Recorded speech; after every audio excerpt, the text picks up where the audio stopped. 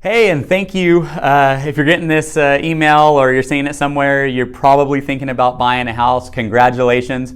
A lot of people don't even realize how big of a step it is mentally just to take that step into being like, hey, I think I'm tired of renting, or hey, I think I'm in a good position to be able to buy, or hey, I don't know if I'm in a good position or not, but I know this is one of my goals and I'm ready to take that step and I'm ready to talk. Awesome. You've come to the right place. I cannot wait to come alongside you during this process. It's important for you to know, number one, not only the common misconceptions with the home buying process, but an understanding that it's so important to pair with someone who cares about you and is willing to, I should say, come alongside and not only find out what you want, but make sure you're taken care of in regards to the financing aspect of it, and then being able to bring you peace of mind throughout the process. So if you've come to this place and you're ready to buy a house, I'm sure you've heard you've gotten lots of tips from probably grandma and grandpa, or maybe you've just went on WebMD and looked. I'm just kidding. No, but you guys know what I mean. There's lots of scary misconceptions out there that can really intimidate you as a current renter right now, or someone who hasn't taken the leap to make their first home purchase. And it makes you kind of timid in baby stepping this. And I just want to go ahead and knock out some of those misconceptions right now.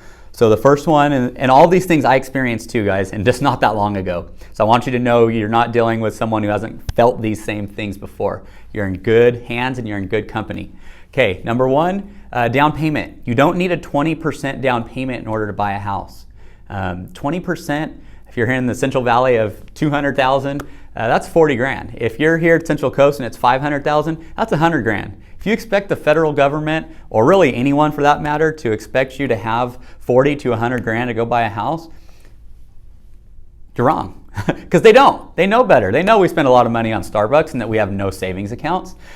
They know that already, so don't worry about that. A lot of lenders out there don't go through the process of telling you that you don't really even need a down payment at all. My first house I bought, it was 3.5% down.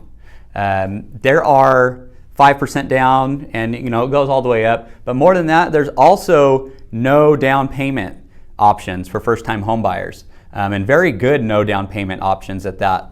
And I'm going to go towards the end of the video and kind of be able to help point you there if that's what you needed. But I've had people with as little as $1,000 or $2,000 in the bank being able to get qualified and close on a house. So that's number one misconception. Number two is that you have to have perfect credit. That is a lie. Reason being, there's a lot of people out there who don't, and they still have to be able to lend and keep the economy going. So don't worry if you don't have perfect credit. I know that when I first got started in all of this path, this was a few years ago now, but I was in the 500s and I had no idea how I was going to get out of it.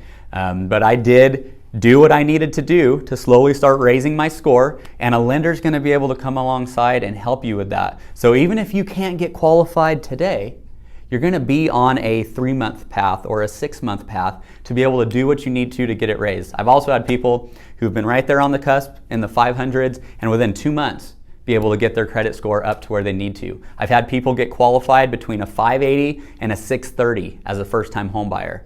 So there is power and number one, knowing your credit score, which a lender will do, and also don't be timid or scared if your credit score is not where you want it.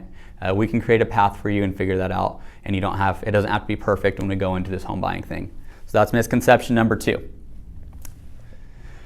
Number three, and this I've been on the fence on before, and I'm going to go ahead and recap in the summary again what I think is most important here. But I encourage you, don't go out and fall in love with a property or a house without first knocking out your financing. And the financing portion, it doesn't take long. It could take a day if you have paperwork in order. It can take a couple days if you need to get certain stuff to them. But really, the reason that I don't want to go show you a property before we get your financing in order is because I don't want, number one, you to waste your time. But more than that, I don't want you to fall in love with this house and find out that you're not going to be able to get it, or fall in love with this house and we can't even make an offer because we don't have the financing in order, and then we find out a day later that it's already under contract with someone else. So more as a preservation for your feelings and your emotions, let's get you qualified before we take that leap and start on the home search. Okay, So we've covered that there's going to be a little bit of emotional roller coaster, but I'm here to help you. Number 2, we covered all of the misconceptions that go around buying a new house. And then number 3, here we are, what's next? So for you, if you've listened to this and you're like, okay, I get that, Blake. I think I'm ready to take that next step. What does that look like? For our team, it's let's listen. So there's a lot of salespeople out there who are very good at talking, and I'm going to tell you, I can be guilty of it too. I'm sure you're watching this video being like, man, that dude can talk. Well, I have 28 of good experience of talking a lot. So forgive me for that, but I'm really doing this because I don't want to waste a ton of your time, and I'm just trying to get to what's important. But number 1, let's listen. So I would love if we can sit down, whether it be in my office, whether it be through a webcam or a phone call, but ideally something face-to-face in some capacity so that I can just listen. What do you want? What are you looking for? What do you need? What are your concerns? What are some things maybe you heard of that I didn't address that you want addressed before you take that next step? I'm here for that.